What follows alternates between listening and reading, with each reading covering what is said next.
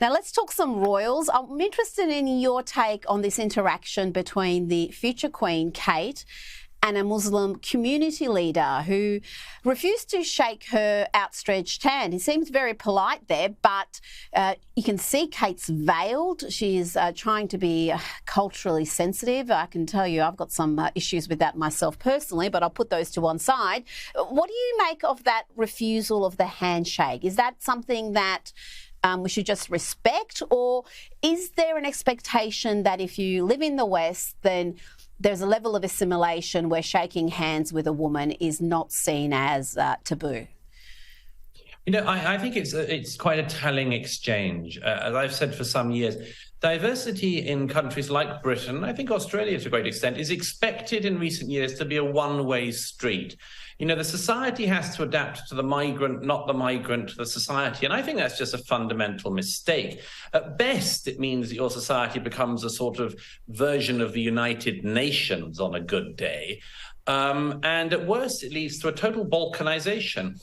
The Muslim prohibition on certain interpretations of Islam's prohibition on men shaking the hands of women who are not their wife is one of those sort of things that, you know, it may lead them into error, that merely squeezing the palm of a woman might lead them to even greater naughtiness.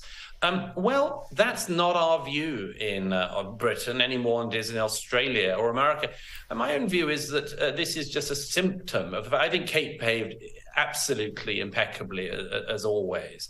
But the fact that the man in question thought he could do that was a demonstration that for him, at any rate, it's a one-way street. You move to Britain, you get the welfare state, you get various other benefits, you can bring family, you can have all sorts of perks. But if there's anything even as basic as a certain show of courtesy of the kind we believe in, such as equality of the sexes, then no, the host society is meant to adapt to you. I think that's totally the wrong way round. I don't think it's Kate's fault that she came across this. I think it's the fault of the society for giving off the impression for years that, you know, you could accept our values, or if you didn't want to, you didn't have to. I think that was a lamentable decision. It's been going on for decades, but that's the attitude many people have just imbibed from our countries, which is we're essentially a sort of pushover.